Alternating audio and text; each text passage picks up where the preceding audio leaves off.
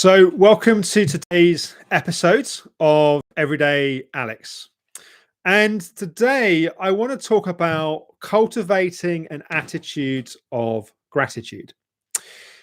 The reason why I'm doing a session on gratitude is I'm feeling very, very grateful. We launched yesterday a family fundraising campaign to support families in the Philippines. A lady, the kid's called Lala, that's been working with us for, I guess, 8 years ago now, was telling us some stories about some of the people in the Philippines who have been very badly impacted by COVID-19. And they've ended up, because of the lockdown, not being able to go to work. And some of those people live hand to mouth and effectively have had nothing, have had not been able to feed children. Children were being fed sugar water.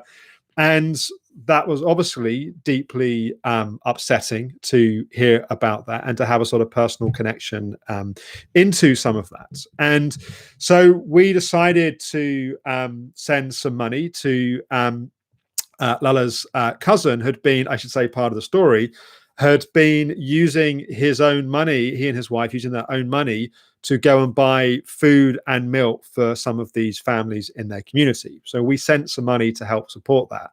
And we got back dozens and dozens of photos of kids that had been helped and supported by what we did. And so we decided as a family to do a GoFundMe, to do a fundraiser to try and raise some more money to send to Alex and Patty to help more families in need. And we launched this fundraiser, and there's a video that you can find. It's the previous video on my YouTube channel. You'll also find a link in my bio on Instagram. That we set up we made a little video with the kids, which was really good fun. And I should say also, as a sort of side story here, that part of the inspiration for getting the kids involved was my wife was feeling particularly frustrated at meal times of kids saying, I don't like this, and having to try and cook different meals for different children, which anyone that's got kids is just like a path you don't want to be going down. And we were sort of trying to get the kids to realize how lucky they are. Of course, their lives have changed and they're not able to see their friends and do the things that they love, but their lives, they ultimately have food, and just that alone, that's something to be grateful for. So we wanted to get the kids involved to give them a sort of felt sense of how lucky they are, and that the kind of the gift of giving, in a sense. And I should say the side benefit is the kids have been much less fussy when it comes to mealtime. So that was a good thing. But the reason why I'm feeling grateful, and the reason why I wanted to do a video about this, is we launched this fundraiser at about 6 o'clock yesterday evening, and I just posted it in a few WhatsApp groups for some of my work projects, and put it on my Facebook.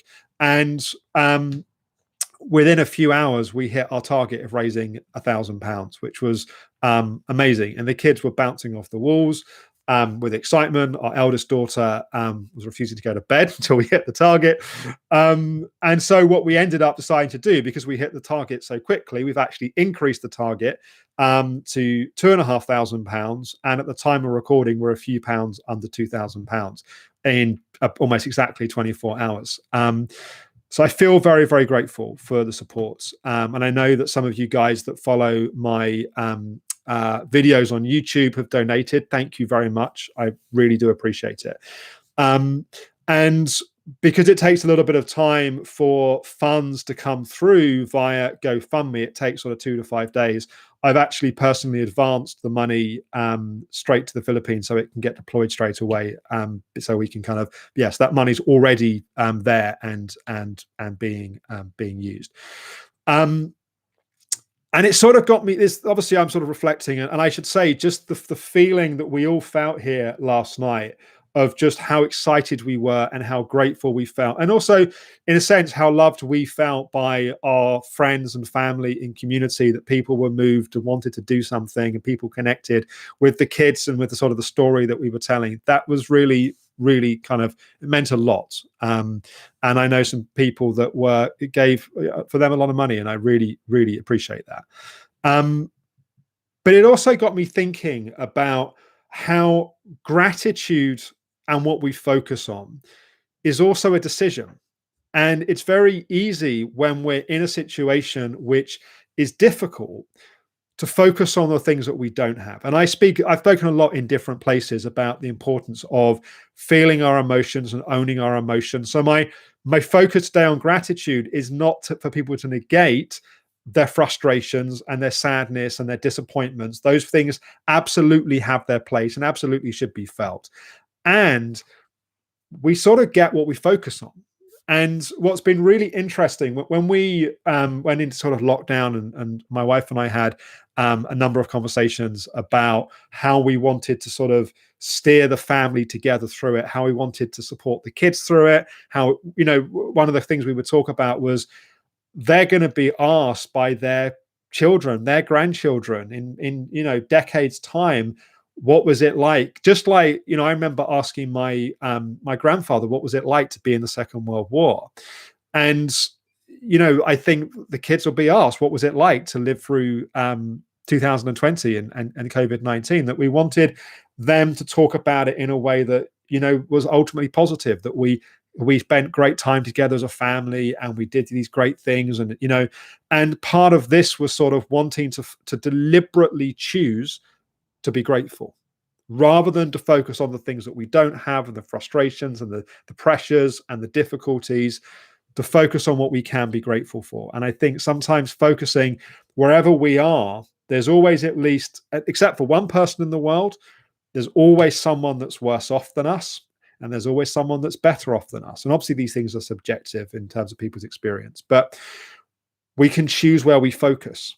And I know that there are many people that watch my videos that are in very difficult situations with their health and often the consequences and impacts of those challenges.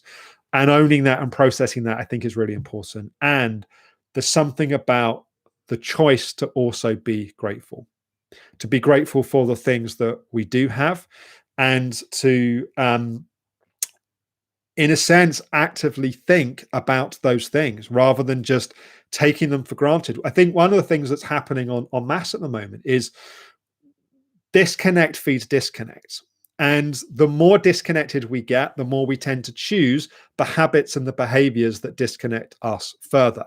And that means that the more we get in life, the more we want in life, the more we think we need in life, and we get on this kind of never-ending sort of hamster wheel. And often what happens with chronic health conditions is people step off that hamster wheel and they see things differently. And more of society is doing that at the moment. And that's, although there's a great deal of suffering, there's also positives that can come from that.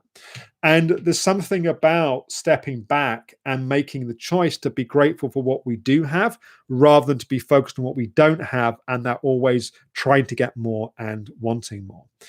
And I think that one of the reasons why people can tend not to do that is, particularly if they've got strong helper patterns, they're afraid of getting sucked into the helper. And I think an important dialogue to have sometimes is, how can we be grateful? How can we give to others and support others in a way which is sustainable, in a way that we don't burn out in ourselves, in our endless doing for and giving of others? And that's something that I think would be good to talk about in some future videos. Thinking about training practitioners through the therapeutic coaching practitioner training, supporting and leading a team of 20 full-time practitioners at Optimum Health Clinic, and the importance of that being sustainable, the importance of being able to be there for others, give to others in a way that we're not burning out in the process. And when we take an attitude of gratitude, when we take a perspective of being grateful, that doesn't mean we have to ignore our needs to help others which are in a less fortunate position. It's possible to hold both of those tensions, to take care of ourselves, support ourselves, and to choose to be grateful, and to think about what are the things that we can do to help and be there for others. So, yeah, I guess my question for you is, what in your life could you choose to be grateful for?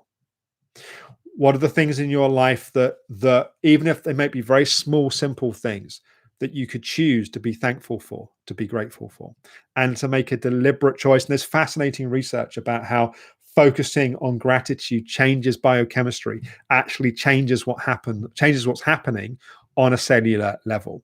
If you do want to support the fundraiser that we're doing, of course, I'd appreciate that, but that isn't the purpose of this video. If you go to the previous video, I will post a link on YouTube under this video. If you go on Instagram to my bio, you'll see it in the link tree. It's the top link in the link tree. If nothing else, you can see how cute my children are. And it was a very rare moment of getting my wife to speak on camera as well. She didn't want to do it, but she did it because she wanted to support what it was that we were doing, which I thought was really awesome. Yeah, if nothing else, check out the video, check out the kids. I think they did great. And I think it's for us as a family, it's been a really great way of choosing to be grateful and choosing to focus on what we do have and doing the little bit that we can to help and support others. So I hope that's been helpful. I'm planning on another live tomorrow. It might be at a different time. I think I have something else. I look at my diary quickly. I have something else scheduled at 6 o'clock. So I'll try and do something around 5:30, 5:45 if I can tomorrow. And I aim to do it again on Friday. There's a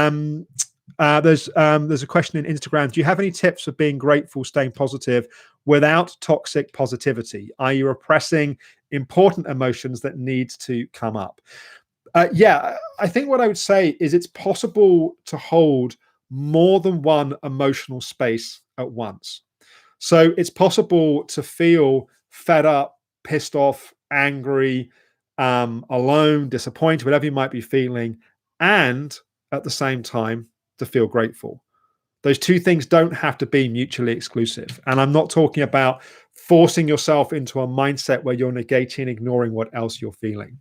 I think we often don't give ourselves enough credit for how nuanced and sophisticated we are as beings, that we can hold multiple emotional experiences at once. So my suggestion here is not to go into a toxic positivity and pretend things are great when they're not. My invitation is to feel what you feel, and also at the same time recognize that you can be grateful as well. So I hope that was helpful. Thanks everyone for watching. Please do share comments, thoughts beneath, and check out the video. It's the previous video on YouTube. I'll post a link underneath this, and on Instagram it's the top link in the link tree in my bio. Thanks everyone for watching. Bye bye.